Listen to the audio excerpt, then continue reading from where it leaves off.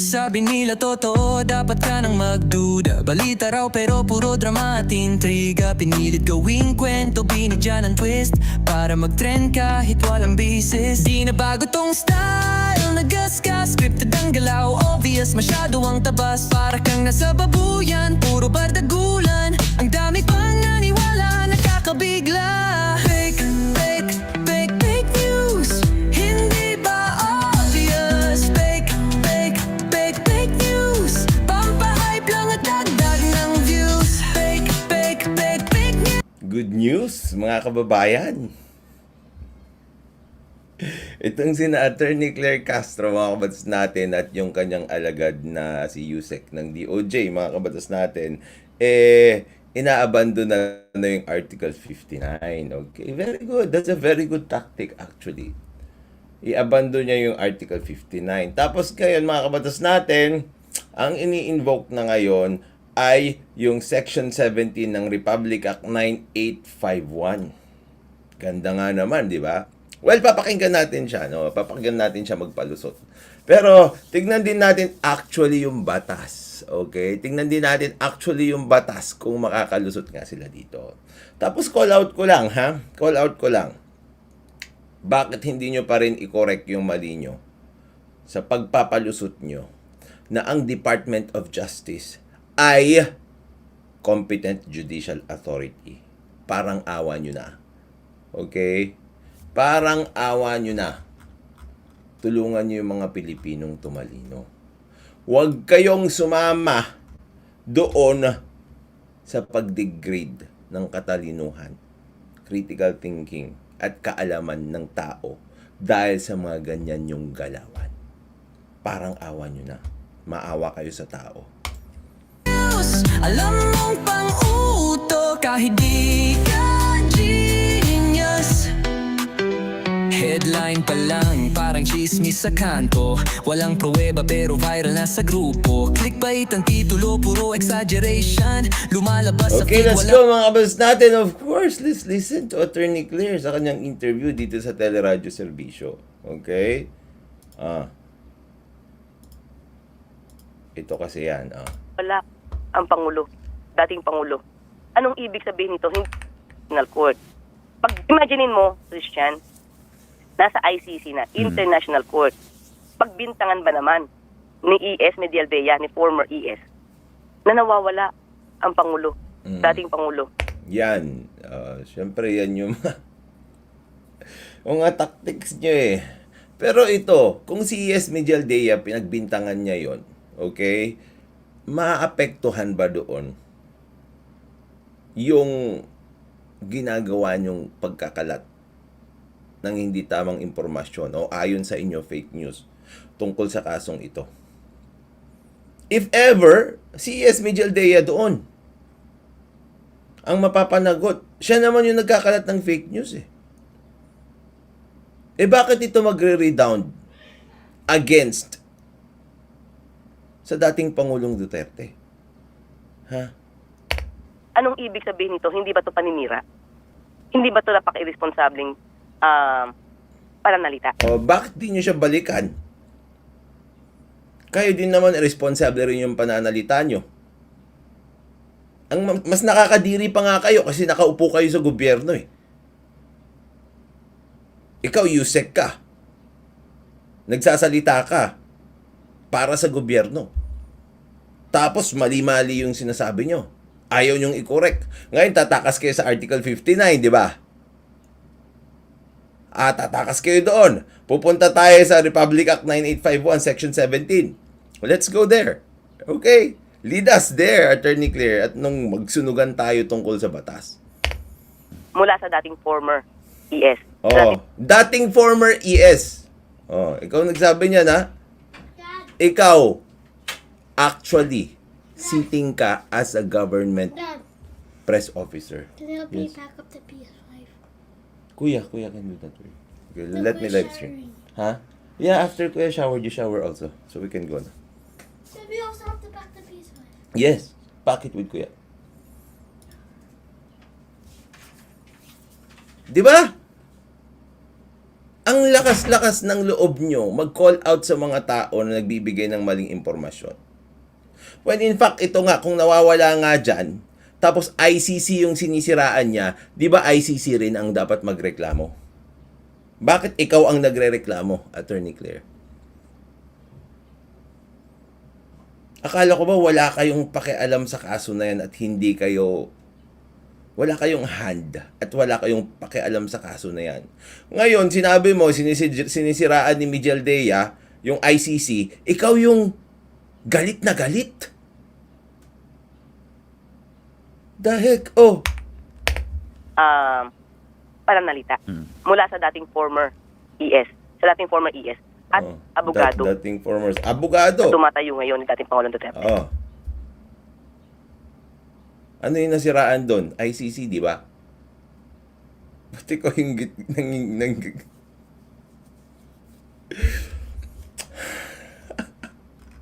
Ba't dinidepensa mo pati ICC? Ha? Sino ba nagpapasahod sa'yo? Parte na rin siya ng ICC. Welcome to Brussels. Yun lang. Abogado ng ICC, Attorney Claire, ewan ko. Oh. Iba yung sinapak, pero si Attorney Claire yung umiyak. Oh. Why is it like that though? Di ba obvious naman ang paninira dito na ginagawa ni Miguel Dea na kung paninira yung sinasabi niya, natatanggapin na nating paninira, paninira sa ICC yon. Pero ang sumasagot, press secretary ng palasyo. The best talaga kayo. Yusek na rin ng ICC siya. O sige, pwede. Wala problema. Grabe naman yung chibi na yan. Grabe talaga yung chibi na yan. Diba? Ba't ganon? Hugas kayo ng hugas lang kami. Wala kami pakialam sa ICC. Ang may pakialam kami sa Interpol. Sumunod kami sa Interpol. Ngayon, sinisiraan ni Miguel Diaz yung, yung ICC. Kasi daw, nawawala si Duterte. Diba? Kasi nasa jurisdiction naman na siya ng ICC, di ba? Oh. Ang umiiyak, taga-PCO. My goodness. Pero congratulations ha kung Yusek ka na ng ICC. Hindi ko lang alam. Spokesperson ka na rin ba ng ICC? Congratulations ulit. Mukhang maganda yung karir mo ngayon. Joke lang. Alam ko naman na hindi siya, spokesperson ng ICC. Kunwari lang. Sinasabi, ewan ko, ano bang capacity niya yun? Bakit siya sasagot doon sa paninira sa ICC? May SPA ka ba? Okay. Hindi ba anong gusto nilang iparating sa taong bayan? Di ba nawawala.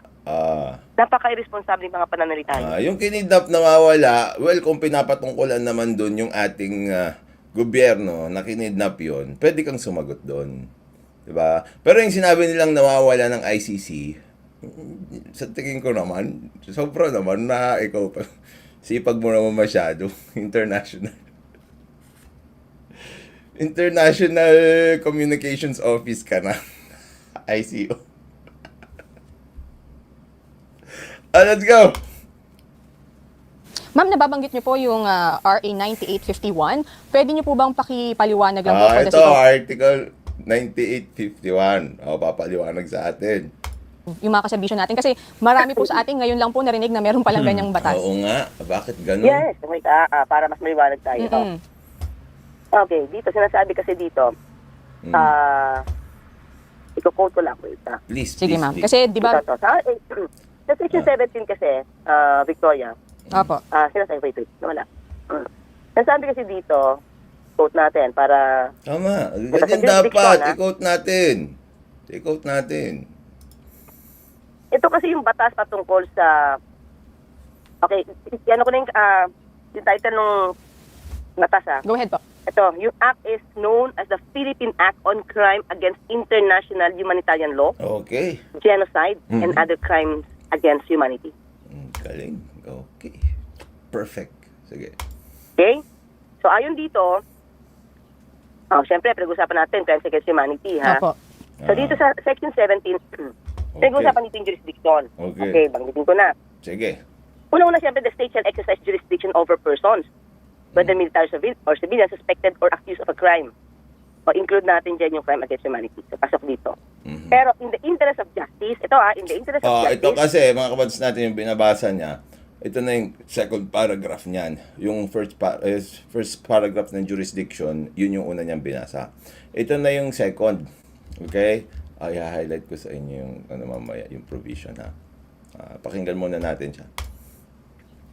the relevant Philippine authorities may dispense with the investigation or prosecution of the crime punishable under this act. So, ibig sabihin dito, yung Philippine authorities, pwedeng isa-isang tabi ang pag-iimbestiga o paglilitis ng mga crime under this act, kasama yung crime against humanity. Okay, correct. Sige. Tulad ng sinabi ko mga wats natin, siya lang muna yung paniwalaan natin dito, ha?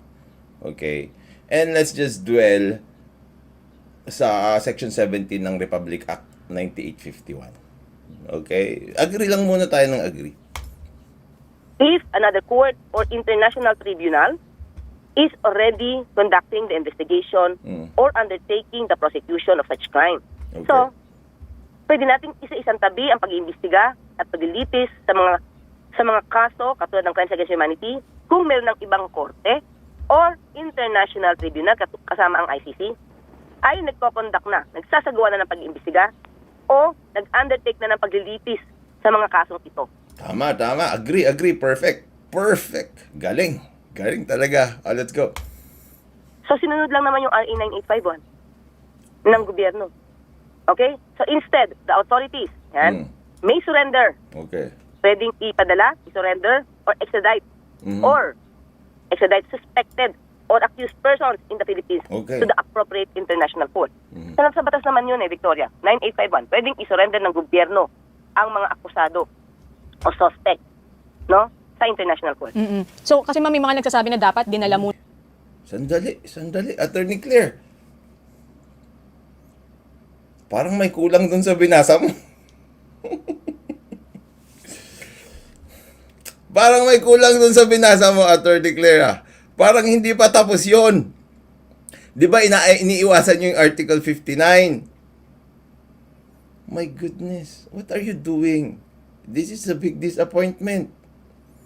Nagbasa ka na nga lang, hindi mo pa binasa lahat. Bakit? Dahil yung huli, ibabalik kayo sa Article 59. Kadiri. O, tingnan natin, ha? Mga kabatas natin, ha? Sige, pagbigyan natin. Okay? I-disregard natin yung Article 59 ng Rome Statute. Kasi nga, gusto nilang i-insist itong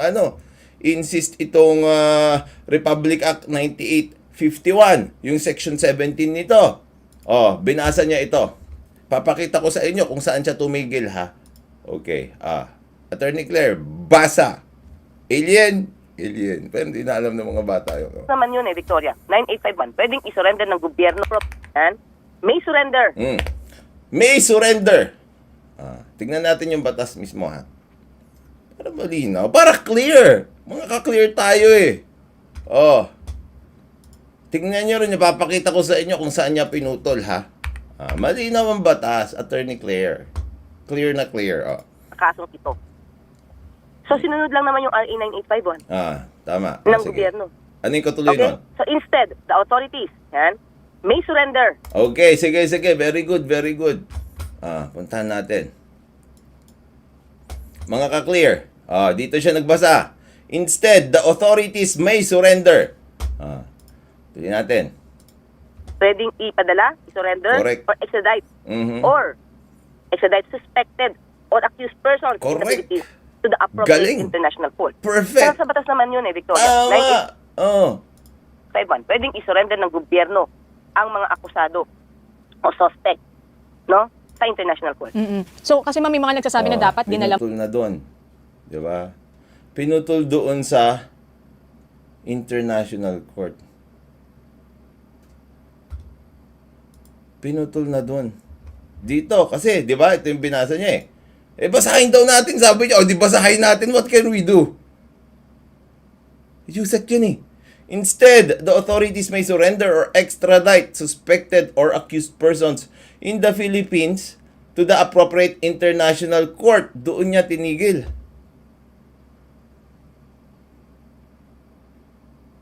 Diba? If any, or to another state. May importante dito mga kabatas natin Diba? Ito yung or dito, or to another state. Instead, the authorities may surrender or extradite suspected or accused persons in the Philippines to the appropriate international court, or if any, or to another state.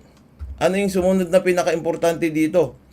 Pursuant to applicable extradition laws and treaties. Putik yan. Kailangan pala nating sumunod pa rin sa applicable extradition laws and treaties. Putik yan. So, bumabalik tayo sa Rome Statute. Hindi pala pwedeng walang rules na susundin. Bakit niya intentionally pinutol dito? Hindi ko alam. Kasi dito lang siya tumigil Instead, the authorities may surrender or extradite suspected or accused persons in the Philippines to the appropriate international court. Yun lang. Pero ito ang pinaka-importante dun Pursuant to the applicable extradition laws and treaties. Why? My goodness. So, ibig sabihin, no matter what you do, we have to follow due process. Hindi nyo matatakasan yung Republic Act, yung Rome Statute. Because that is what is actually being mentioned here. Pursuant to applicable extradition laws and treaties. Yung Rome Statute. Diba? Kasi nga, mga kabads natin, common sense. Mag-common sense na lang tayo. Putik. Masyadong mahirap yung critical thinking na yan Common sense na lang. Okay? Anong common sense dito? We cannot act without rules. Basic, mga kabatas natin. We cannot act without rules. Hindi pwedeng bara-bara yan. Pag meron tayong susundan, dapat sundan natin yon in its entirety at hindi lang yung pili-pili kung ano ang gusto nating sundin doon. Pag magbabasa din tayo, hindi pwede na basahin lang natin yung mga gusto natin at iwanan yung mga importanteng bagay. Alam nyo kung bakit meron dito yung pursuant to applicable extradition laws and treaties? Bakit meron yan? Kasi nga, nangyayari na dito na in the interest of justice, di ba, hindi na tayo mag-iimbestiga. So, ibig sabihin, hindi na yung rules natin ang masusunod. Di ba? Hindi na tayo ang masusunod Pwede bang wala na tayong sunding rules? Hindi pwede. We still need to follow rules. Kaya nakalagay ito sa dulo, pursuant to the applicable extradition laws and treaties. It goes full circle. Okay ba, mga ka-clear? Hindi naman pwede na parang, sinunod natin ito, surrender natin sila sa mga sa ganto-ganto. Sa ICC. Ito yung sinunod natin, pwede natin silang isurrender. Tama. Pero it's still pursuant to the applicable extradition laws and treaties. And what is the applicable extradition laws and treaties here? Specifically treaties. The Rome Statute.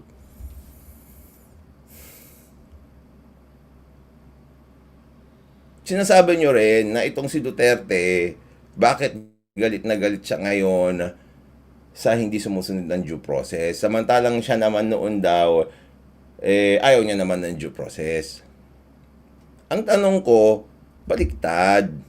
'Di ba? Kayo yung champions ng due process. Bakit ngayon kayo ang gustong bumali ng due process? Simple lang pakinggan na naman natin siya kung saan niya pinutol, Oh. Sige, pinutol mo lang doon sa pwedeng isurrender sa international court tapos na. Pero hindi mo sinabi na dapat ito ay pursuant sa extradition law and treaties. kasong ito.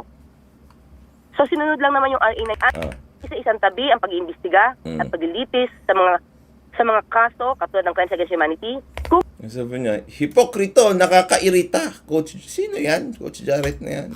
Sinabi niya ba yan? meron ng ibang korte or in Sabi niya, attorney, legit po ba yung kumakalat about sa sinabi ni Tory na pwede na mag-arrest ng walang warrant na dala? Pwede. Legit na pwede kang mag-arrest kahit wala kang warrant na dala. Ang importante, may knowledge ka dun sa existence ng warrant. Tapos, doon sa pinaka-practicable na panahon, practical na panahon, may ipuproduce mo yung warrant sa kanya. Pwede yon kahit wala kang dalang warrant. international tribunal kasama ang ICC ay nagko-conduct na, nagsasagawa na ng pag-iimbestiga Correct. o nag-undertake na ng paglilitis sa mga kasong ito. So sinunod lang naman yung RA 985 Kaya nga. ng gobyerno. Oh, bakit hindi nyo sinunod lahat? My Okay? goodness. So instead, the authorities may surrender.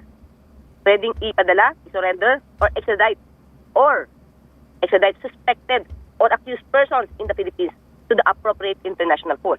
Sa batas naman yun Victoria. 9851. Pwedeng i-surrender ng gobyerno. Binasa niya lang hanggang dito. Hindi niya sinabi na dapat sundin din yung, ito lang yung binasa niya. Instead, the authorities may surrender or extradite suspected or accused persons in the Philippines to the appropriate international court, if any, or to another state pursuant. Ito yung importante doon na hindi niya binasa eh. Kasi yun ang pinaglalaban eh. Ano bang susundin? Ano bang susundin na batas dito? Kayo na nga ang pumipili-pili eh, di ba? Ang mga akusado o suspect, no? Sa international court. So, kasi may mga nagsasabi na dapat dinala muna siya sa local court dahil yun ang may jurisdiction. So, dahil dito sa 9851, yun pala, pwedeng yun yung argumento na kaya siya pinadala sa ICC. Yes.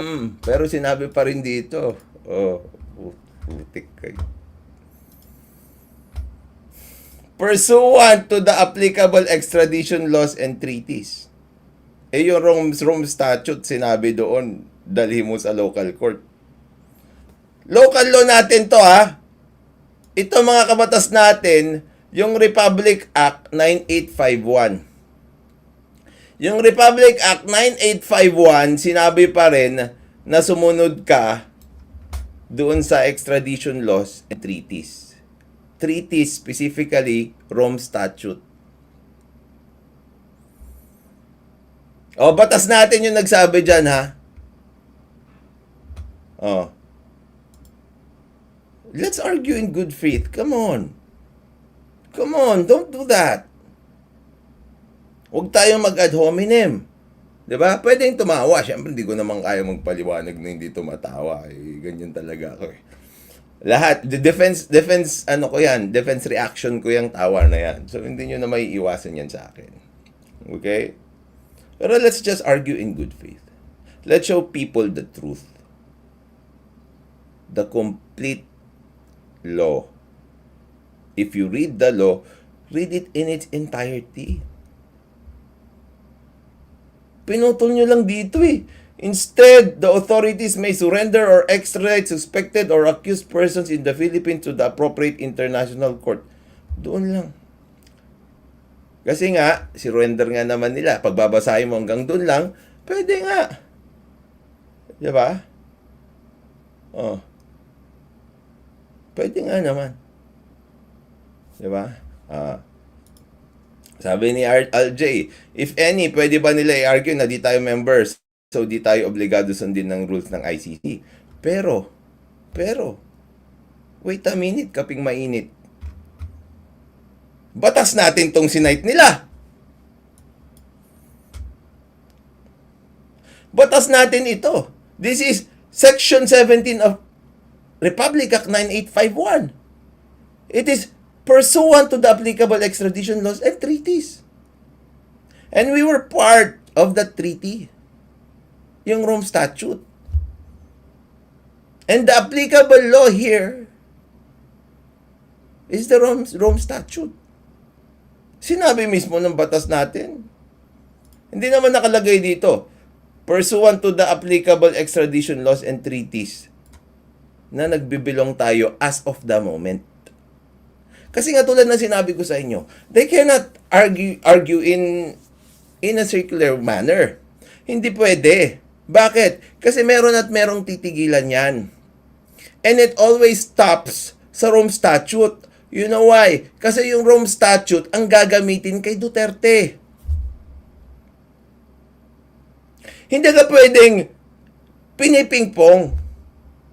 It has to stop somewhere. Diba? Even our laws actually directs us to applicable extradition laws and treaties, which is obviously the Rome Statute. Yan yung gagamitin kay Duterte at yan yung ginagamit sa kanya ngayon.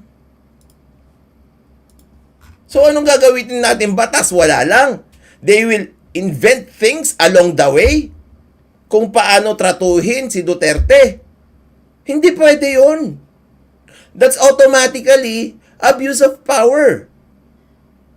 Especially if you are depriving a person life, liberty, or property, you must follow due process. At least follow due process. Kung ano ang gusto mong i-apply, you apply it strictly. That is the meaning of due process. Hindi yung pipiliin mo lang kung ano yung gusto mong i-apply o basahin.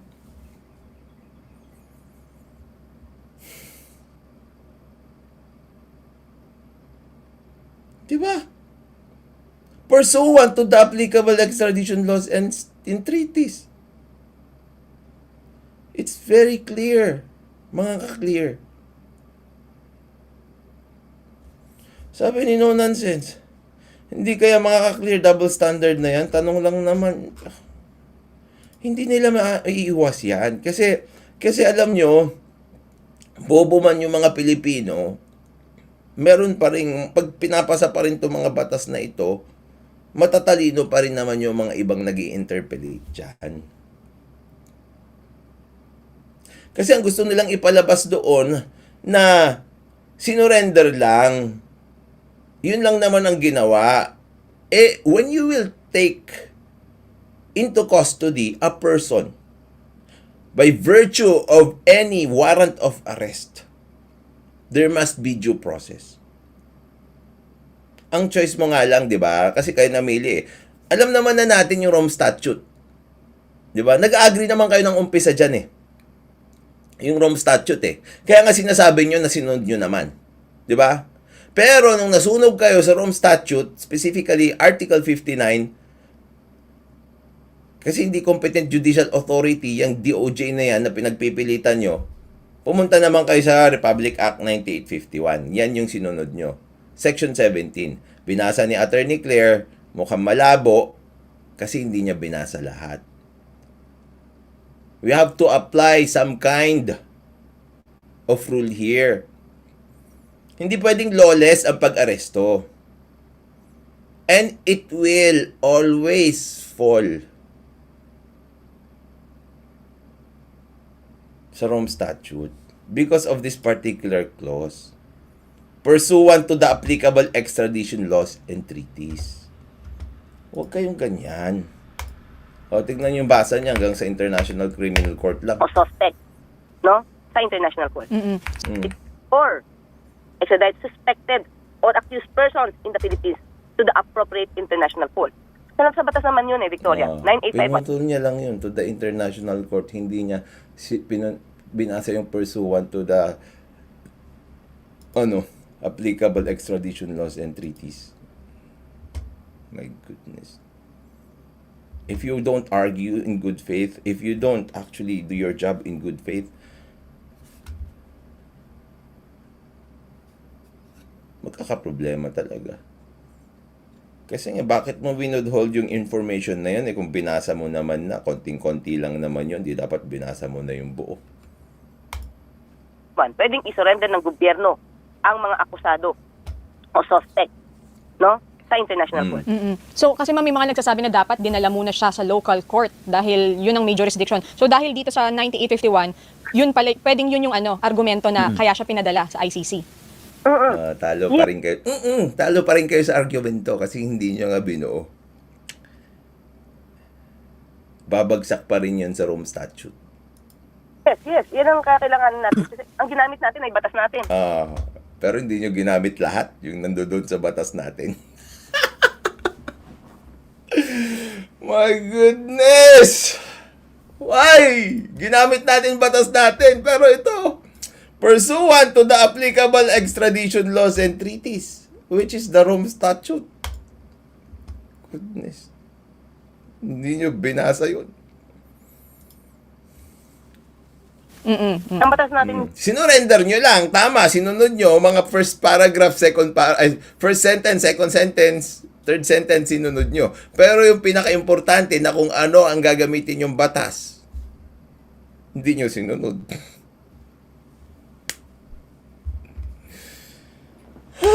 mismo ang ginamit natin.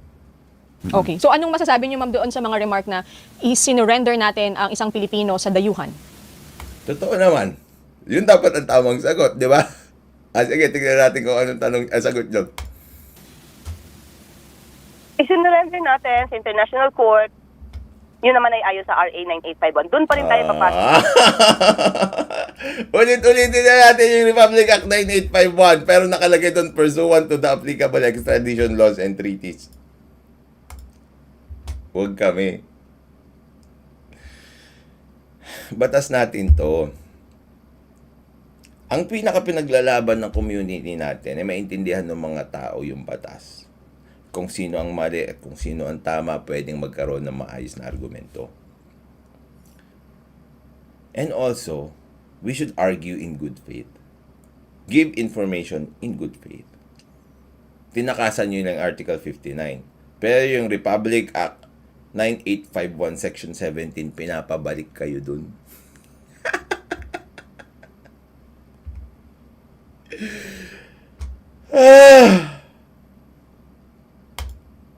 Sa RA 9851.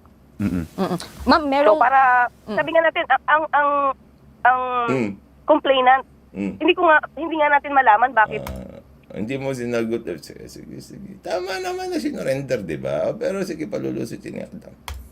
ang focus lagi kay dating Pangulong Duterte. Tandaan natin yung complainant nandoon sa ICC. Pilipino rin yun. Mga Pilipino. Maraming Pilipino. So bakit hindi natin dito itry? Kasi sabi nga ni Miriam, di ba? Court of last resort yun. Bakit ginawa nating court of first resort? Sabi ni Miriam Defensor Santiago yun. Hindi ba unfair din yan dun sa mga complainant? At saka unfair din yan kay Duterte because of the principle of forum non-convenience. Di ba sinabi ko na sa inyo yan? Forum non-convenience. The most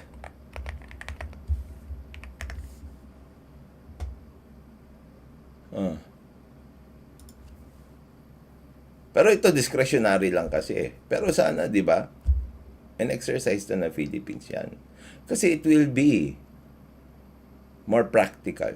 It will be more convenient doon sa mga partido dito sa kasong ito pag nandito sila sa Pilipinas. Diba? Sila yung nagpa ng complaint dun eh. Pilipino rin yun. Bakit hindi na nakikita ng taong bayan yun?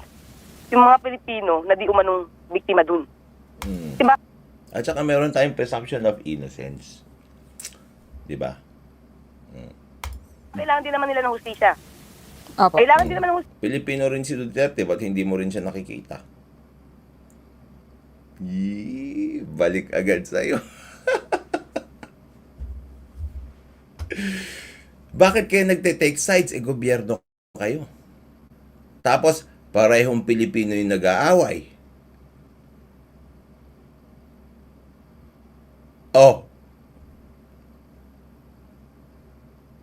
Di ba dapat yung gobyerno natin pumagitna at siguruduhin na maayos ang pagdispensa ng justice at hindi kukuha kayo ng side agad against kay Duterte?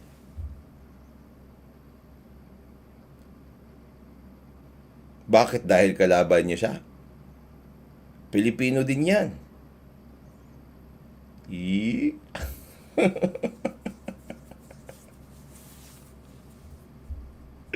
Bakit naman kasi yung mga argumento mo?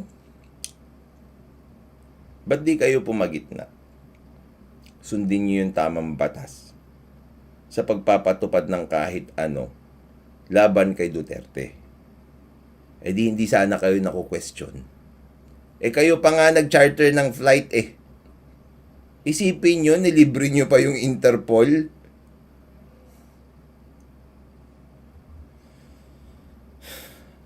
Magkano ba ang chartered flight ngayon? 1,000,000? 500,000? Oh. Dapat 'di ba pumagitna kayo? At kayo dapat ang tumingin na ang importante, hustisya ang makuha ni Duterte. At hindi lang si Duterte, kasama yung mga tao na nagreklamo sa kanya.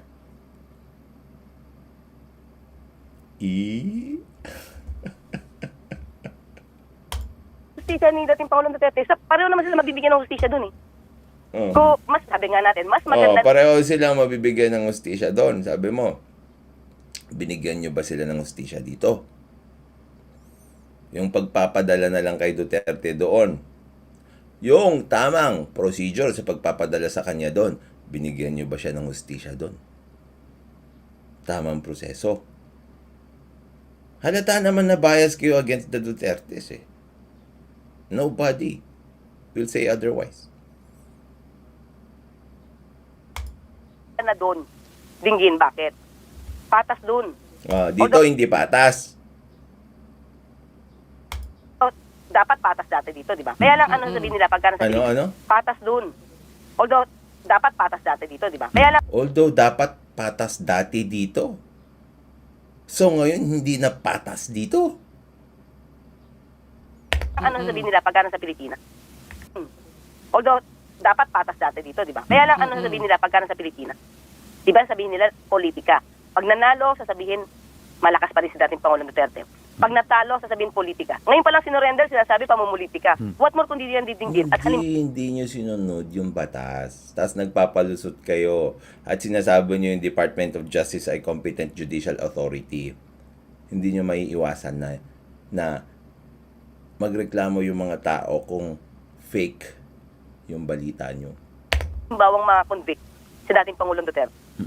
Pero Yusek, Pero ba ganun pa rin na magiging pananaw nila? Ngayon pa lang sinurrender, ang dami-dami na nilang sinasabi. Ikaw din naman, dami-dami mo rin sinasabi na hindi patas yung batas dito. Ito. Sino ba nagsabi?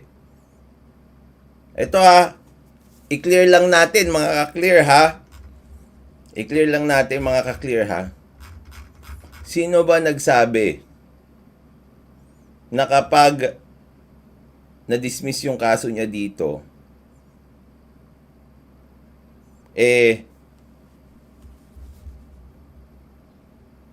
malakas siya. Kapag na-convict, politika.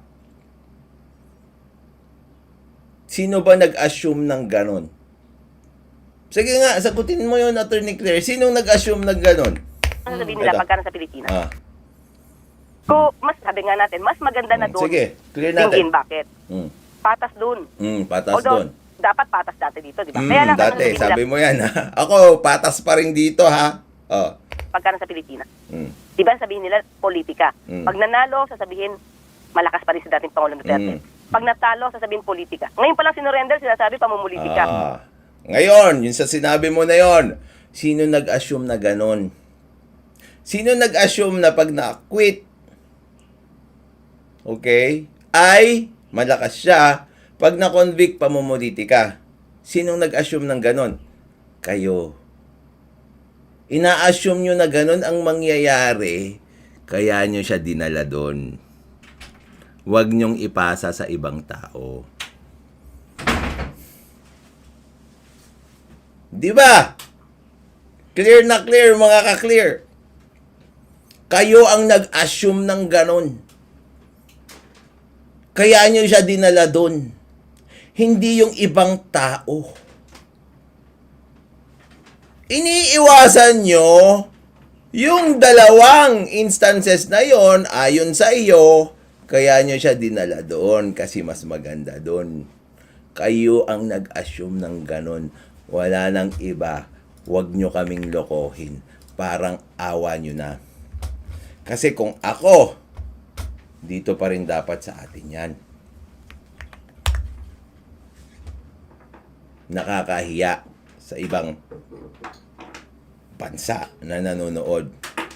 Ikaw nag-assume. Kayo nag-assume nun. Kaya nyo siya dinala doon. Kasi ine-expect nyo yung dalawang yun, di ba? Huwag nyong ipasa sa iba. Nakakahiya kayo. Clear na clear. Clear na clear na walang tiwala sa justice system natin ng admin. Kaya dinala doon, di ba? Siya nagsabi nun! Mas maganda daw doon para maiwasan daw yung dalawang yun. Sinong nagdala doon? Kayo. Kasi yun yung inassume nyo na dalawa. Di ba? Huli kayo. Maraming salamat mga kabatas natin. Siyempre, tulad ng lagi kong sinasabi, matulog po tayo na mahimbing dahil alam natin.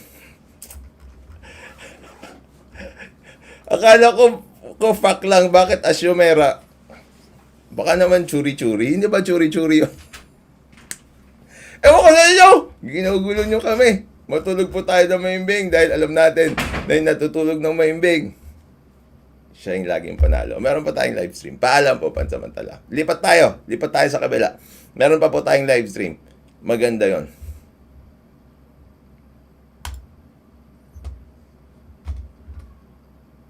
Sandali. Ano ba yung ano? Wala pala tayo. Tulog yung mga natin. Ayan, andyan na si Ricol. O, gising na. O, good morning. Ay, hindi good morning pala. Good afternoon na. Paalam po, pansamantala. Lipat tayo dyan.